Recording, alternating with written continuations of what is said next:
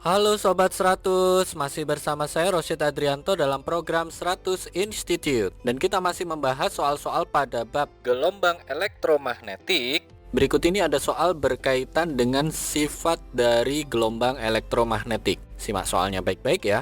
Jadi di sini langsung saja ke pertanyaannya. Pertanyaannya adalah, pernyataan berikut ini yang bukan termasuk sifat gelombang elektromagnetik itu yang mana? Oke, sebelum menjawabnya, di sini saya ingatkan lagi ya beberapa sifat dari gelombang elektromagnetik. Yang pertama, sifat dari gelombang elektromagnetik itu adalah satu, gelombang elektromagnetik merambat sesuai dengan kecepatan rambat cahaya, yang mana nilainya adalah sekitar 3 kali 10 pangkat 8 meter per second. Berikutnya, yang kedua, gelombang elektromagnetik itu tidak dipengaruhi medan magnet dan medan listrik. Ini dikarenakan gelombang elektromagnetik itu secara muatan dia adalah netral ya.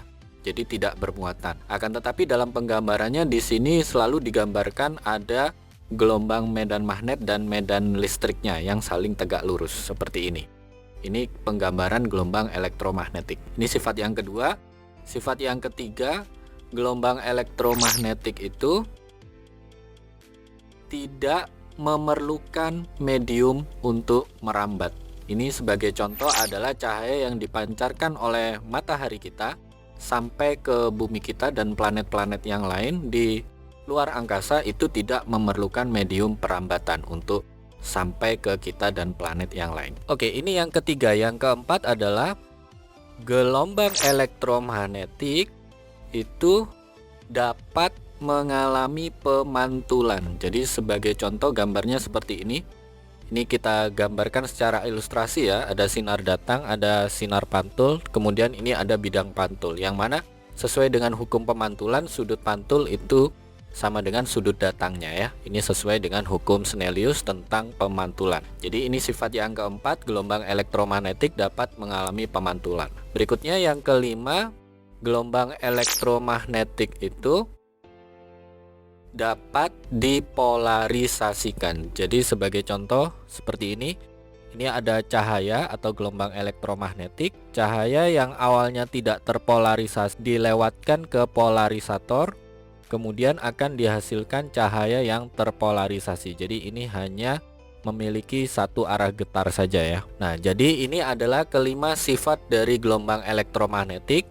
Silakan Sobat 100 baca soal yang ada, kemudian cek pilihan jawabannya. Cari jawaban yang selain yang sudah saya sebutkan ini. Untuk jawabannya, karena pertanyaannya adalah yang bukan termasuk sifat gelombang elektromagnetik, maka jawabannya di sini adalah gelombang elektromagnetik itu tidak dapat dipolarisasikan. Ini jawabannya ya Sobat 100.